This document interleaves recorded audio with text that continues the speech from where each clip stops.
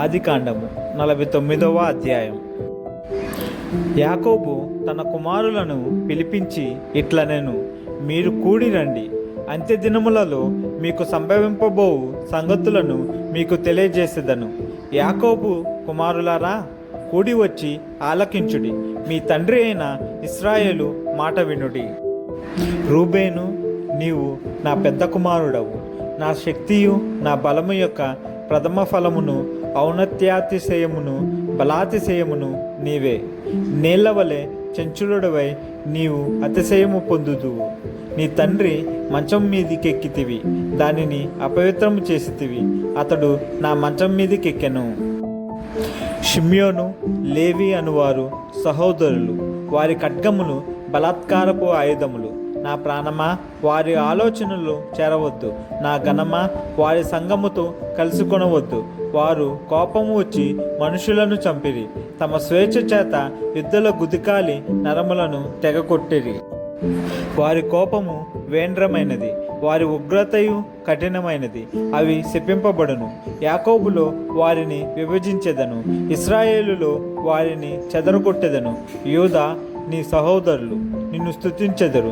నీ చెయ్యి నీ శత్రువుల మెడ మీద ఉండును. నీ తండ్రి కుమారులు నీ ఎదుట సాగిలపడుదురు.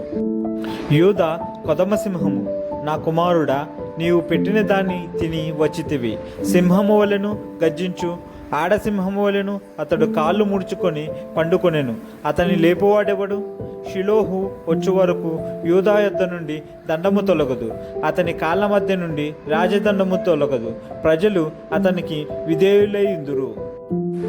ద్రాక్షవల్లికి తన గాడిదను, ఉత్తమ ద్రాక్షవల్లికి తన గాడిద పిల్లను కట్టి, ద్రాక్షారసంలో తన బట్టలను, ద్రాక్షాల రక్తములు తన వస్త్రమును ఉదుకును. అతని కన్నులు ద్రాక్షారసము చేత ఎర్రగాను, అతని పళ్ళు పాల చేత తెల్లగాను ఉండును. జెబూలూను సముద్రపు రేవున నివసించును, అతడు ఓడలకు రేవుగా ఉండును. అతని పొలిమేర సీదోను వరకు నుండును. ఇస్సాకారు 2 దొడ్ల మధ్యను పండుకొని ఉన్న బలమైన గార్ధబము.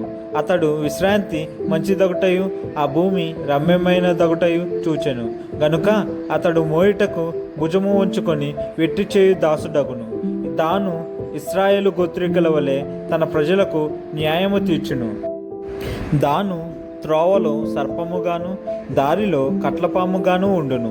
అది గుర్రపు మడిమెలు కరచును, అందువలన ఎక్కువాడు వెనుకకు పడును. యెహోవా, నీ రక్షణ కొరకు కనిపెట్టి ఉన్నాను. బంటుల గుంపు గాదును కొట్టును, అతడు మడిమెను కొట్టును. ఆషేరు నొద్ద శ్రేష్టమైన ఆహారము కలదు, రాజులకు తగిన మధుర పదార్థములను అతడిచ్చును. నఫ్తాలి విడువబడిన లేడి, అతడు ఇంపైన మాటలు పలుకును.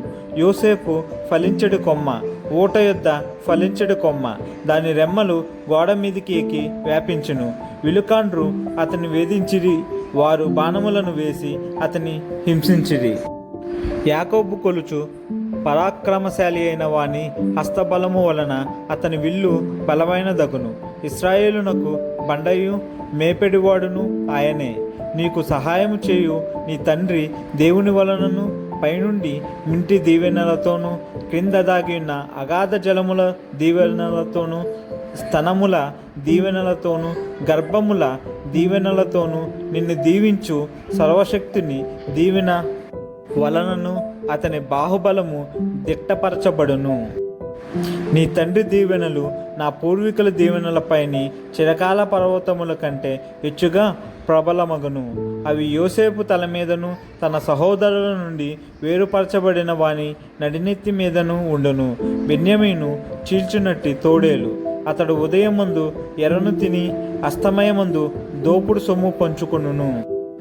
ఇవి అన్నీ ఇశ్రాయేలు 12 గోత్రములు.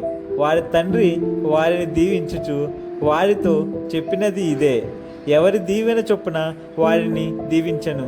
తరువాత అతడు వారికి ఆజ్ఞాపించుచు ఇట్లనెను, నేను నా సర్వజనుల యొద్దకు చేర్చబడుచున్నాను. హిత్తీయుడైన ఎఫ్రోను భూమి యందున్న గుహలో నా తండ్రుల యొద్ద నన్ను పాతిపెట్టుడి. ఆ గుహ కనాను దేశమందలి మమ్రే ఎదుటనున్న మక్పేలా పొలములో ఉన్నది.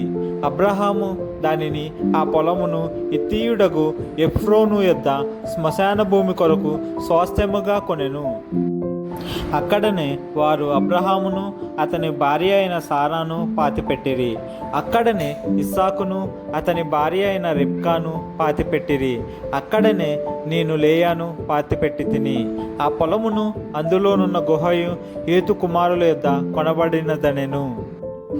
యాకోబు తన కుమారుల కాజ్ఞాపించుట చాలించి మంచము మీద తన కాళ్ళు ముడుచుకొని ప్రాణము విడిచి తన స్వజనుల యొద్దకు చేర్చబడెను.